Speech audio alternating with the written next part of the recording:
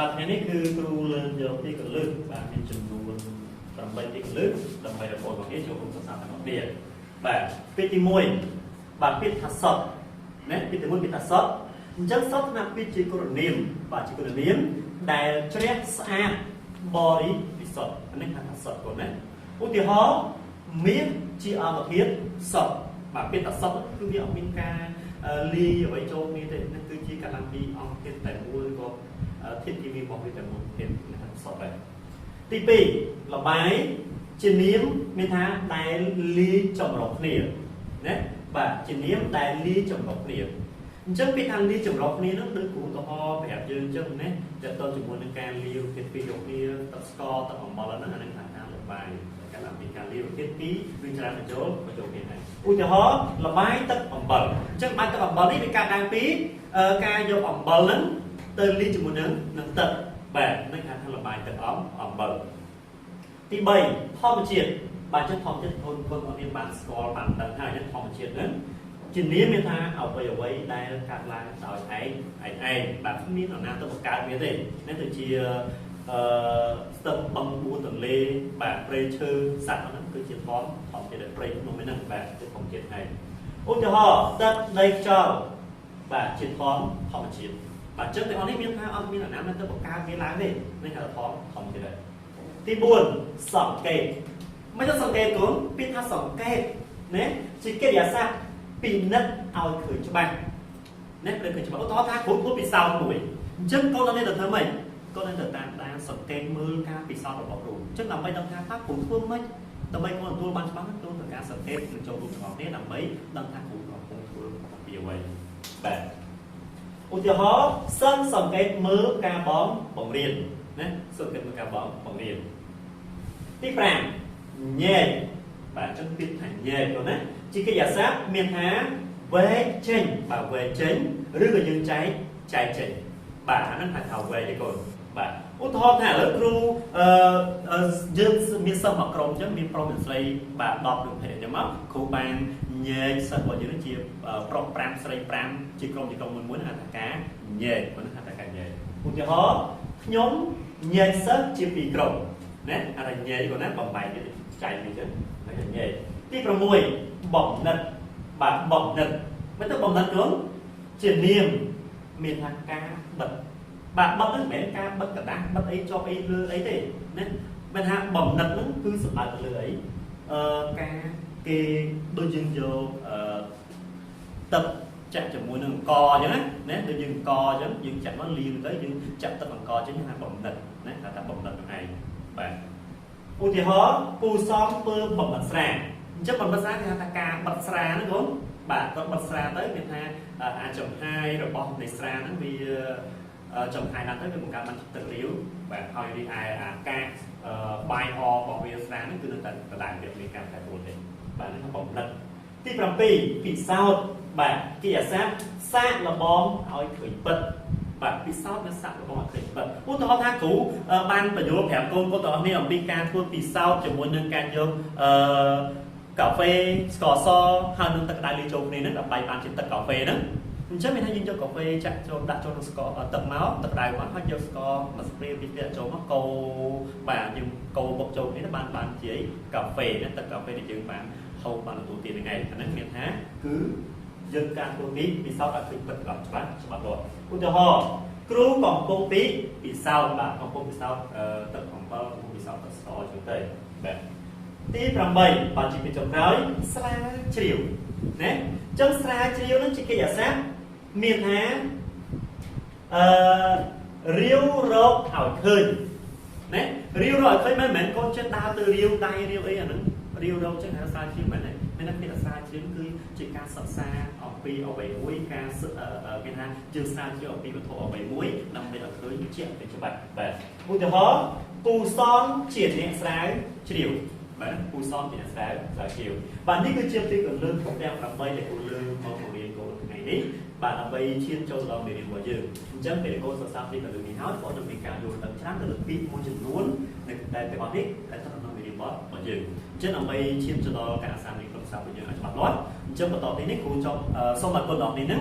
បានលើកសិភើឡើងបាទយកសិភើឡើងរបស់គ្នាហើយបើកនៅទំព័រទី86របស់គ្នាចូលរួមជាមួយនឹងការស្ដាប់ហើយនឹងអានរបស់គ្រូបាទអញ្ចឹងគ្រូអានទៅបងប្អូននេះអានបណ្ដាសពោស្ដាប់គ្រូបណ្ដាទីបន្តទៀតថាតើមេរៀនរបស់យើងថ្ងៃនេះយើងសិក្សាអំពីអ្វីខ្លះបាទអញ្ចឹងយើងនឹងបន្តទៅមេរៀនរបស់យើងមេរៀនទី13បន្តទៀតចំណុចទី3អង្គធាតុសុទ្ធបាទទី3អង្គធាតុសុទ្ធអង្គធាតុសុទ្ធជារូបធាតុដែលផ្សំឡើងដោយធាតុគីមីតែមួយប្រភេទណាអានេះហៅថាអង្គធាតុសុទ្ធឧទាហរណ៍ថាមីសនឹងហៅថាអង្គធាតុសុទ្ធហើយគាត់បានមានថាវិការឡើងពីភាគជាច្រើនរបស់មីសបាត់បំឡើងបង្កើតបានជាដុំមីសហៅថាមីសុទ្ធឯងឧទាហរណ៍ធាតុគីមីរបស់មាសច្រើនម្ដងគ្នាបង្កើតបានជាភាគល្អិតនៃមាសភាគល្អិតនៃមាសច្រើនផ្ដុំគ្នាបានជាដុំមាសយើងហៅថារូបធាតុមាសនោះឯងបាទរូបធាតុមាសហើយគេអាចចែកអង្គធាតុសុទ្ធជាពីរប្រភេទគាត់អញ្ចឹងអង្គធាតុសុទ្ធហ្នឹងគេអាចចែកជាពីរប្រភេទផ្សេងទៀតទី1គឺអង្គធាតុទល់ទី2គឺអង្គធាតុសមាសឬហៅថាសមាសធាតុអញ្ចឹងអង្គធាតុពីរហ្នឹងមួយអង្គធាតុទល់មួយទៀតអង្គធាតុសមាសចំណុចកអង្គធាតុទល់តើអ្វីជាអង្គធាតុទល់គាត់អង្គធាតុទល់គឺជាអង្គធាតុទាំងឡាយណាដែលបង្កឡើង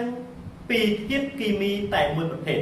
អញ្ចឹងអង្គធាតុទល់នោះមានថាមានតែមួយឯងដូចជាអង្គធាតុសុទ្ធដែរគាត់ណាមានតែមួយទេមានថាវាកើតឡើងពីធាតុគីមីតែមួយប្រភេទឧទាហរណ៍ភាគល្អិតតូចបាទនៃប្រាក់ណានៃប្រាក់តែមួយប្រភេទហ្នឹងជាច្រើនផ្ដុំគ្នាបង្កើតបានជាធាតុបង្កើតបានជាអង្គធាតុសមាសនៃធាតុតែមួយប្រភេទយើងហៅថាដុំប្រាក់អញ្ចឹងមានថាវាកើតឡើងពីភាគល្អិតតូចរបស់ប្រាក់ច្រើនហ្នឹងបាទជាមួយសារធាតុរបស់មាសហ្នឹងជាច្រើនលីងទៅបង្កើតបានជា